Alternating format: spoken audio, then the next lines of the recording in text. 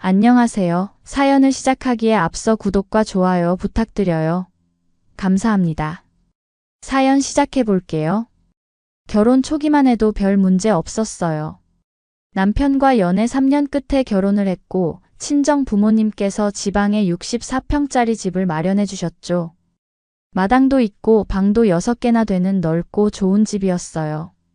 부모님은 해외에서 거주하고 계셨는데 집 외에도 금전적인 지원을 아끼지 않으셨어요. 저는 학원을 운영해서 월 900만 원에서 1000만 원 정도 벌었고 남편은 회사를 다니며 월 400만 원 정도의 수입이 있었죠.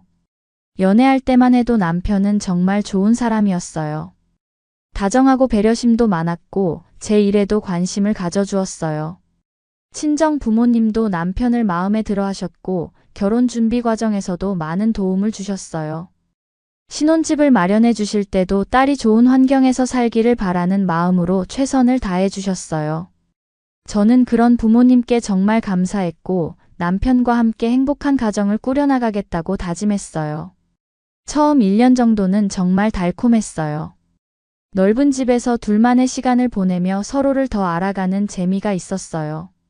남편도 집안일을 도와주었고 제 학원 일에 대해서도 격려해 주었어요. 주말에는 함께 요리도 하고 영화도 보면서 평범하지만 소소한 행복을 느꼈어요. 그때는 정말 이런 행복이 계속될 줄 알았어요. 첫 번째 아이가 태어났을 때 정말 기뻤어요. 친정 부모님께서 3천만 원을 주시면서 아이를 위해 쓰라고 하셨죠.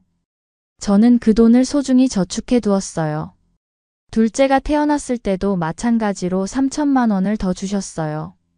부모님은 1년에 한두 번밖에 한국에 들어오지 못해 아이들을 자주 보지 못하시니까 이런 식으로라도 도움을 주고 싶어 하셨던 거예요. 하지만 둘째까지 낳고 나서 남편이 갑자기 말을 꺼냈어요. 집도 넓은데 시어머니와 결혼하지 않은 신우 2명과 함께 살자는 거였어요. 남편은 2남 4녀 중 셋째였는데 시어머니는 노후 준비가 전혀 되어 있지 않으셨고 셋째 신우와 막내 신우도 결혼을 하지 않은 상태였죠. 남편은 대신 시어머니가 아이들을 봐주실 거라며 일방적으로 통보했어요. 저는 처음에 반대했어요. 시터를 쓰면 되니까 굳이 합가할 필요가 없다고 했죠. 하지만 남편은 막무가내였어요. 가족이니까 제가 양보해야 한다는 거였어요. 결국 저는 남편이 뜻을 따를 수밖에 없었어요. 그렇게 시어머니와 신우 둘이 우리 집으로 들어왔죠. 합가를 시작하면서 저와 남편은 한 달에 150만 원씩 용돈을 드렸어요. 많이 드릴 땐 200만 원까지 드렸어요. 남편과 반반씩 부담해서 시어머니께 드린 거였어요. 그런데 어느 순간부터 맞벌이를 하는데도 불구하고 집안일은 온전히 제 몫이었어요. 신우들은 당연하다는 듯이 집안일에 손 하나 까딱하지 않았고 시어머니는 아이들을 돌보고 있으니까 집안일은 할 수 없다고 하셨어요. 아침 일찍 일어나서 아이들 아침 준비를 하고 학원에 나가서 하루 종일 일하고 저녁에 돌아와서는 저녁 준비에 설거지, 빨래, 청소까지 모든 집안일을 혼자 다 해야 했어요. 가끔 너무 힘들어서 남편에게 집안일을 나누어서 하자고 했지만 남편은 자신은 회사에서 일하느라 피곤하다며 거절했어요. 신우들은 더더욱 도움이 되지 않았어요. 오히려 자신들의 빨래까지 제가 해주기를 바라는 눈치였죠. 그렇게 2년 정도 지났을 때였어요. 큰 신우가 작은 가게를 운영하고 있었는데 사업이 잘 안 되어서 가게를 접게 되었다는 거예요. 그런데 남편이 갑자기 저에게 제안을 했어요. 친정에서 받은 돈으로 신우를 도와주자는 거였어요. 저는 정말 어이가 없었어요. 큰 신우는 이미 결혼을 한 상태였고 어려움이 있다면 자신의 남편과 함께 알아서 해결해야 하는 게 맞지 않나요? 그런데 왜 제가 친정에서 받은 돈으로 도와줘야 하는 건지 이해할 수 없었어요. 그 돈은 우리 부모님이 아이들을 위해 주신 거야. 건드릴 수 없어. 애들 돈까지 건드릴 생각은 하지 마. 제가 이렇게 말하자 남편의 반응이 달라졌어요. 네가 안 준다고 하면 집 담보로 대출이라도 받아서 줄 수밖에 없지. 이 말을 들었을 때 저는 정말 화가 났어요. 이 집도 친정에서 지원해 준 건데 무슨 대출을 받겠다는 건지 이해할 수 없었어요. 저는 단호하게 거절했어요. 그 돈은 아이들을 위한 거니까 절대 다른 용도로 쓸 수 없다고 했죠. 물론 대출도 받을 수 없다고 했어요. 그때부터 남편과 자주 다투게 되었어요. 저는 또 다른 불만도 터뜨렸어요. 그동안 쌓아두었던 게 터진 거였죠. 제가 남편보다 훨씬 많이 벌고 있는데 왜 집안일까지 혼자 다 해야 하냐는 거였어요. 집안일을 나누어서 하든지 아니면 시댁 식구들과 분가해서 사람을 쓰자고 제안했어요. 하지만 남편의 대답은 단호했어요. 시어머니와 신우들을 내보낼 수는 없다는 거였어요. 가족이니까 당연히 함께 살아야 한다며 오히려 저를 이기적이라고 비난했어요. 며칠 동안 계속 싸웠어요. 그 과정에서 시어머니가 이 집이 제 명의라는 것을 알게 되었어요. 당연히 친정에서 제 명의로 해주신 건데 시어머니는 왜 공동명의가 아니냐며 화를 내셨어요. 남편 기를 죽일 생각이냐면서 공동명의로 바꾸든지 아예 남편 명의로 하라는 거였어요. 저는 정말 어이가 없었어요. 이 집은 친정에서 저를 위해 해주신 건데 왜 남편 명의로 해야 하는지 이해할 수 없었어요.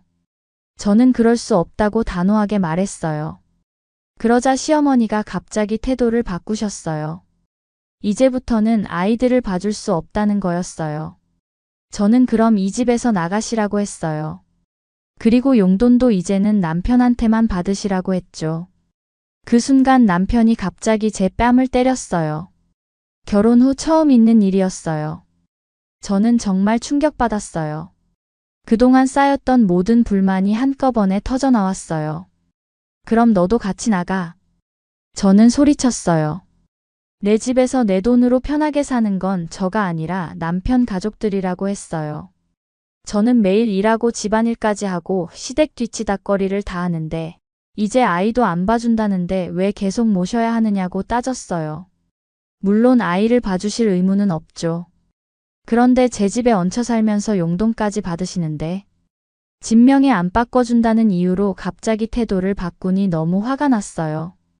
저는 차라리 사람을 쓰는 게 훨씬 편하다고 했어요. 그리고 왜 이미 결혼한 신우의 사업이 망했다고 해서 제가 아이들 돈까지 줘야 하냐고 물었어요. 그냥 이혼하고 남편이 자신의 가족을 챙기며 살라고 했어요. 며칠 동안 남편이 저에게 사과했어요. 손을 든 것도 잘못했다고 하고 앞으로는 집안일도 도와주겠다고 했어요. 시어머니도 계속 아이들을 봐주시겠다고 하셨죠. 하지만 저는 이미 지쳐 있었어요.